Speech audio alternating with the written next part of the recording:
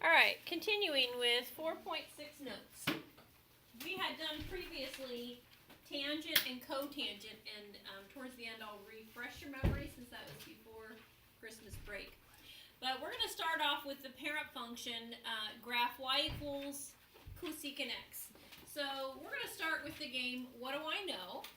Well, I know that cosecant x is the reciprocal of sine x, so it's 1 over sine x. And I know that if I have a fraction, I need to be concerned where the denominator is equal to 0.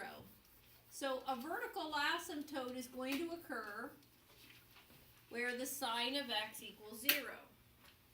So if you don't have these memorized yet, then you need to draw a little circle with your 4 quadrant points.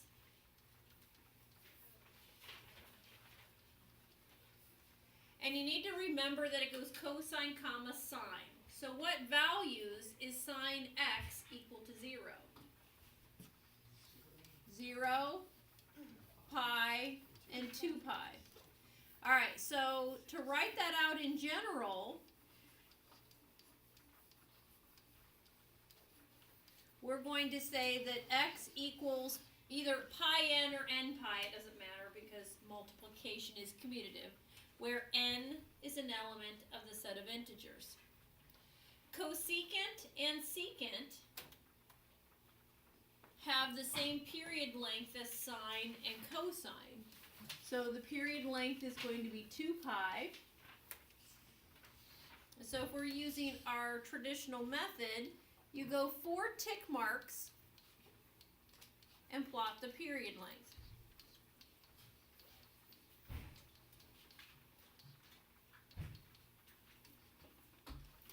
Alright, and so we're going to place a vertical asymptote at 0, at pi, and at 2 pi.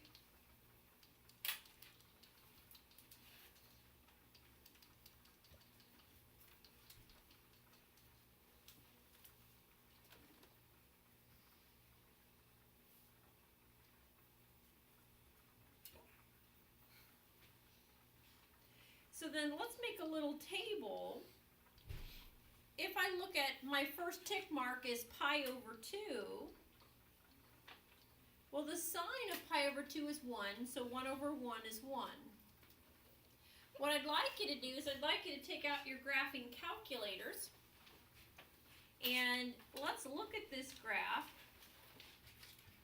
Cosecant x would be 1 divided by sine x. You want to check your mode. Let's put it in radians.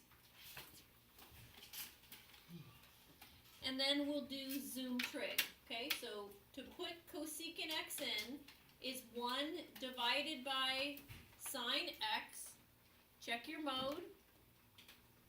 And then let's do zoom trig. So what's interesting about cosecant x is it looks like parabola pieces when in fact it's not a parabola, but it does make this U shape, and this is pi over 2, so it's 1. So let's go back here. So once you know where the first one is, then you're going to make this U shape at 3 pi over 2. Sine of 3 pi over 2 is negative 1, so cosecant is negative 1. And then it just alternates, up, down, up, down.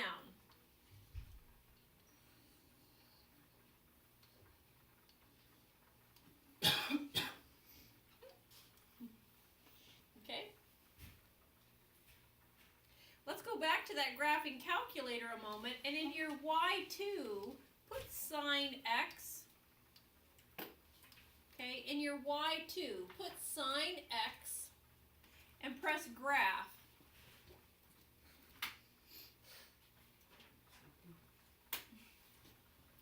And do you understand that when you're doing a reciprocal, and say this is 1/2, if you take 1 divided by 1/2, isn't that 2? So do you see how it's shooting up? And then if I get even smaller to say 1/3, 1 divided by 1/3 is now 3. And the closer and closer I get to 0, the higher and higher it's going, like that. So that's why cosecant is the way that it is.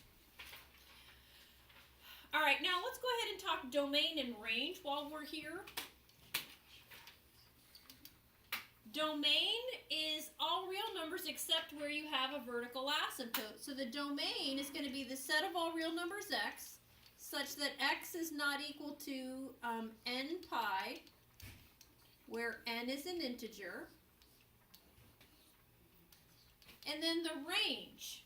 The y values are not everything. Where are values that do not get used for y?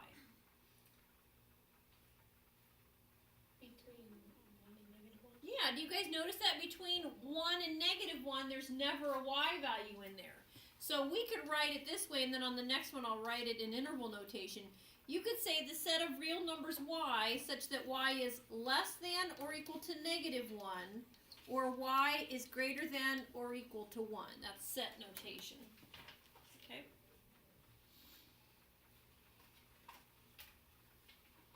All right, so this is the parent function y equals cosecant x.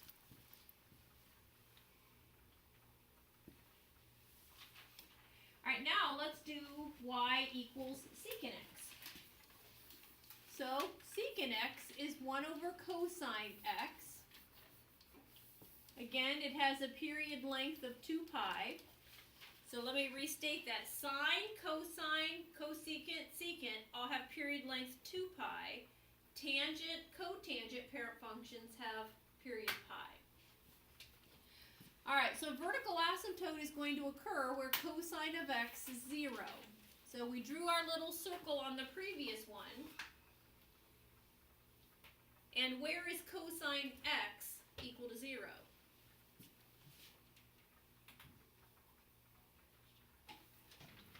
Pi over 2 and 3 pi over 2. Does anybody want to try to state it formally? It's not, and I'll give you a hint, it's not pi over 2n.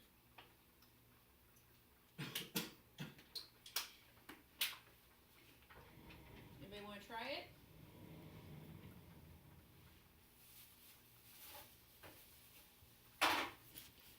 Don't write this down. I'm going to put it down the wrong. What's wrong with this one? Well, it looks like it would work. What's wrong with it? Stephanie? It says that every pi over 2 is a vertical asymptote. Right. And so which one would be a problem? Because it's pi over 2 and 3 pi over 2. And pi would be fine. No, n. What values of n? Yeah, you're right. If I plug in that n is 2, okay, if n is 2, which it's allowed to be 2, wouldn't that give you pi? Yeah, so you're right. So we can't say it's pi over 2n. Can you look back through your notes? Yeah, Tyler? Could you do pi over 2 plus pi n? Yes. And then on with the mid stuff. Yeah, with that stuff. Sure. Nice. X equals pi over 2 plus pi n, where n is an integer. Alright, so here we go. Let's make 4 tick marks to the right and call it the period length.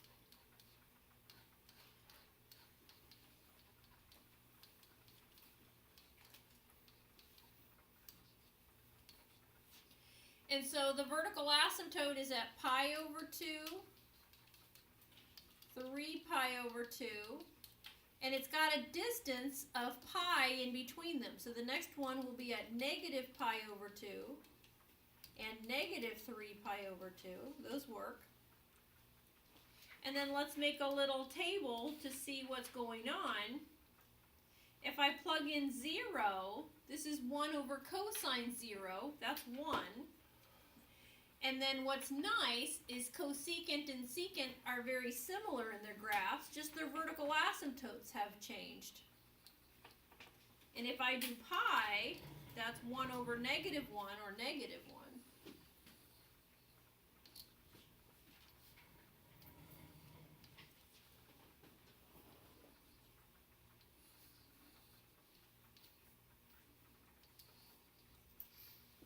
And notice if I literally want to stop at 2 pi, you only get half of the curve. And if I do it over here at negative 2 pi, you only get half of that curve. You're welcome to finish it if it bothers you, but in the back of the book, they will literally cut it there, and so it looks weird. So I thought it would probably be a real good idea for us to look at it. So let's talk domain and range. The domain would be the set of all real numbers x such that x is not equal to pi over 2 plus pi n, where n is an integer. So it's just saying it's everything except the vertical asymptotes. And then my range, this time, I'm going to write it using interval notation. It's the exact same as cosecant x, but let me just write the answer differently. It's negative infinity to negative 1 bracket, union bracket 1 to infinity. Alright, so these are the two parent functions. Now we're going to look at some transformations, moving it left, right, up, down, stretching it. For example, if I had like y equals, say, 5 secant x, the only difference with a 5 secant x is that instead of going up to 1, it would go up to 5 and be down at negative 5 if you put a number out front. Now, if you start messing with numbers inside, that's going to adjust the period length. And then if you move it left or right, that's going to affect where the vertical asymptotes are located. So let's look at this one. It says we want to graph y equals secant 2x. So my period length is 2 pi divided by 2, or pi. So I make 4 tick marks to the right, but I'm going to call it pi.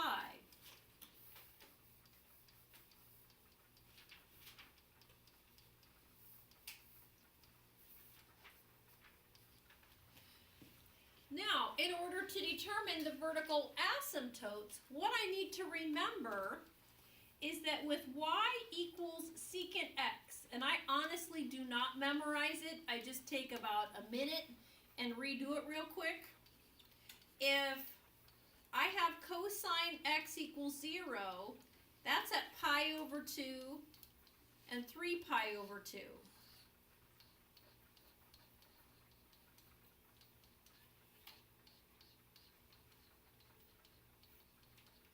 So that's at the first tick mark and the third one.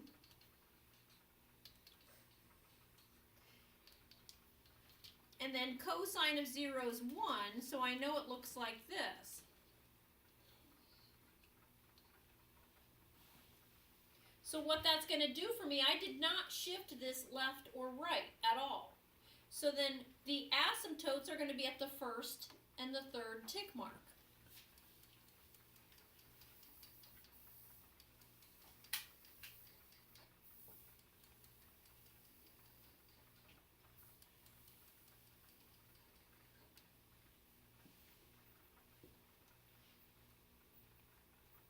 So, what is the first tick mark?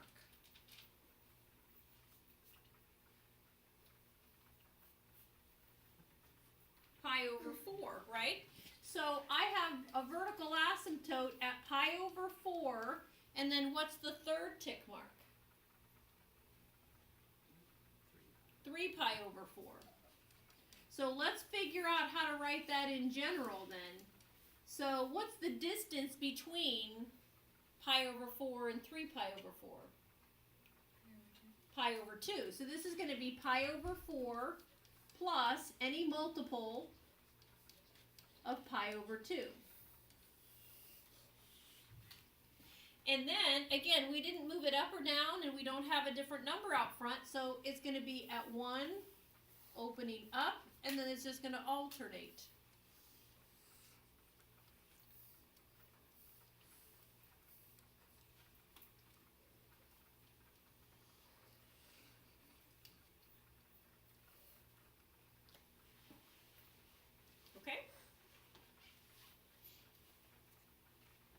When I ask you to graph, I do expect to see the vertical asymptotes, Okay, I know in the back of the book they don't do a real good job of stating them.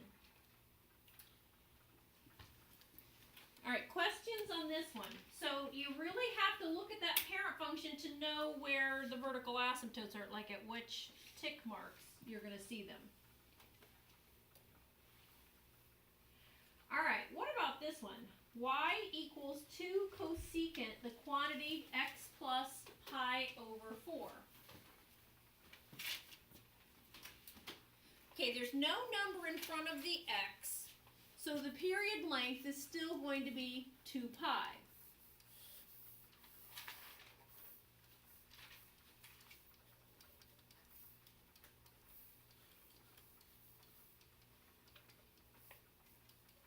Now there's a 2 out front, so I'm going to go up 2, down 2.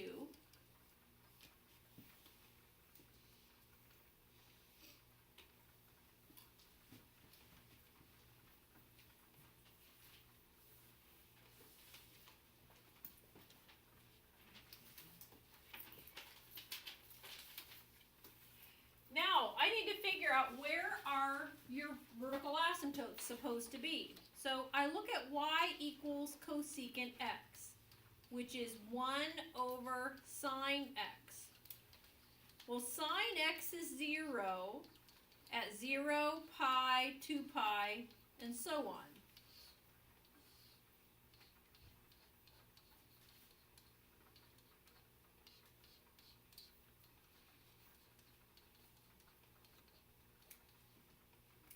So that's on the y-axis, and then the second tick mark and the fourth tick mark.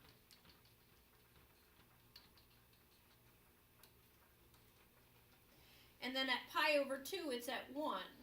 So it looks like this.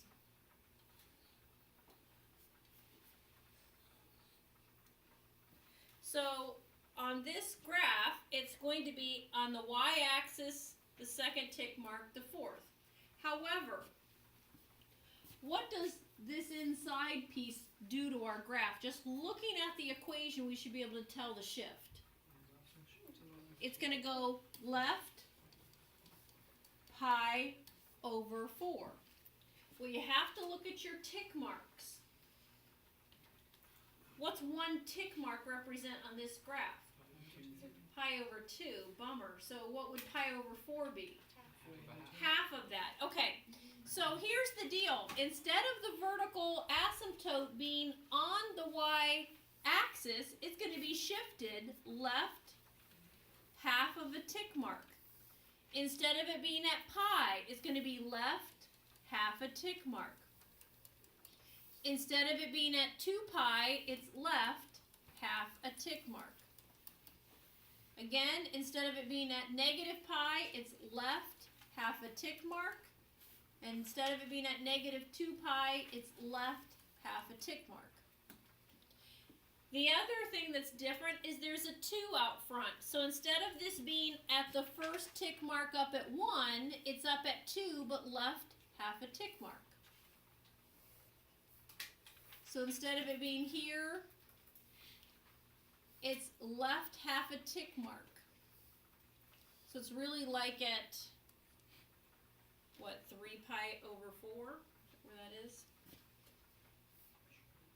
So you got to remember, instead of it being at that first tick mark and down, it's left half a tick mark. And it's at 2 and negative 2. Does that make sense? Okay, now let's talk vertical asymptotes. Let's just identify where they are, and then we can move towards writing them in general. So right now, if this is pi over 2 and I'm halfway, isn't that 3 pi over 4? This one's negative pi over 4. And then I have another one here. What is that, 7 pi over 4? So what's the distance between them? Pi.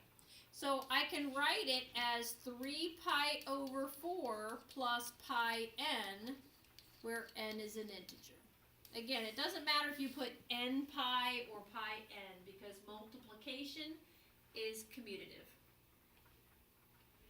Alright, so, I mean, that's as complicated as it'll get. But on secant and cosecant, I have to go back for myself. I have to go back to the parent function and know where are the tick marks. Is it the first tick mark or the second tick mark? And then work them from there. Okay?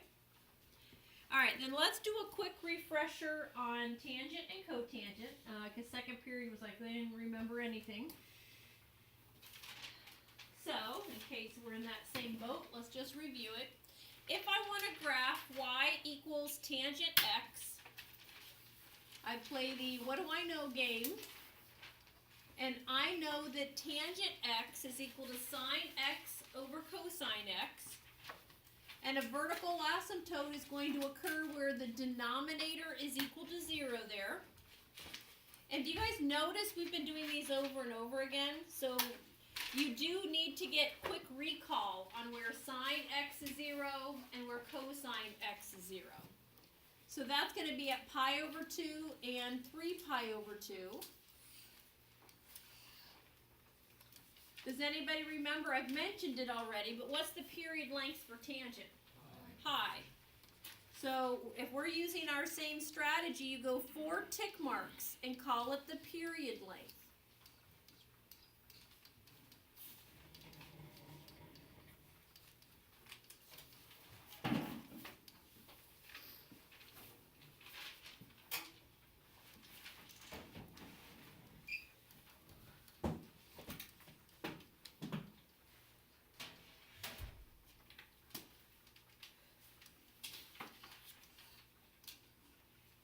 Let's try some points here. If I plug in pi over 4, the tangent of pi over 4 is 1.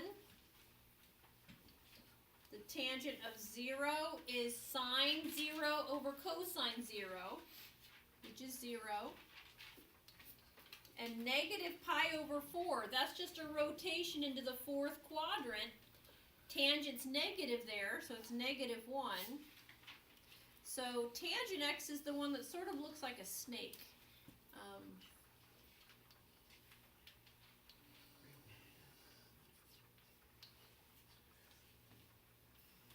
And then let's practice writing that vertical asymptote in general. It's x equals pi over 2, and then that's a distance of 2 pi over 2, or pi. So it's pi over 2 plus pi n, where n is an integer. Okay, is this coming back to you? So again, 4.6 homework is due tomorrow. Tomorrow we're going to review, and Monday will be our quiz. Then Tuesday I'm going to go into 4.7. I'll get about halfway with it. Alright, last one. Graph y equals cotangent x. Let's play the what do I know game. And cotangent x, I know is cosine x over sine x. The vertical asymptote is going to occur where the denominator is 0. So that's sine x equals 0. So that'll be 0, pi, and 2 pi. So in general, that's just pi n, where n is an integer. And when you're doing this, and I know that this is pretty abstract, but we're in PreCalculus now, try several numbers for n to make sure it's working. Like do 1, 2, 3, 4, and like, okay, if it's working, then you're pretty safe. The period length is pi again.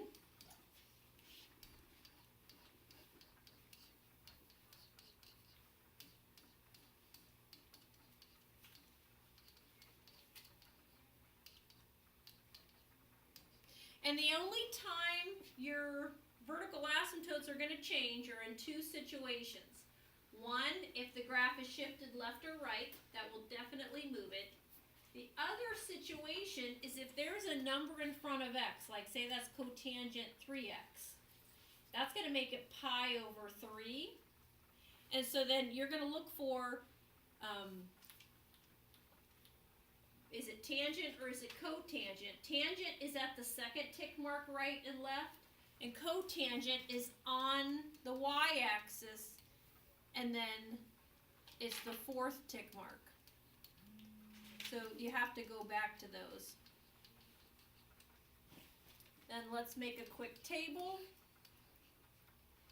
Pi over 4, cotangent pi over 4 is still 1. Cotangent pi over 2 would be cosine of pi over 2, which is 0. Sine of pi over 2 is 1, so that's 0. And then 3 pi over 4. 3 pi over 4 is into the second quadrant. Tangent's negative there, so it's negative 1. And then it's just going to repeat. What I want you to notice between the two, tangent and cotangent, tangent is an increasing function as you move from left to right. And cotangent is falling the whole way. So it's what we call a decreasing function. All right, any questions on what we've gone over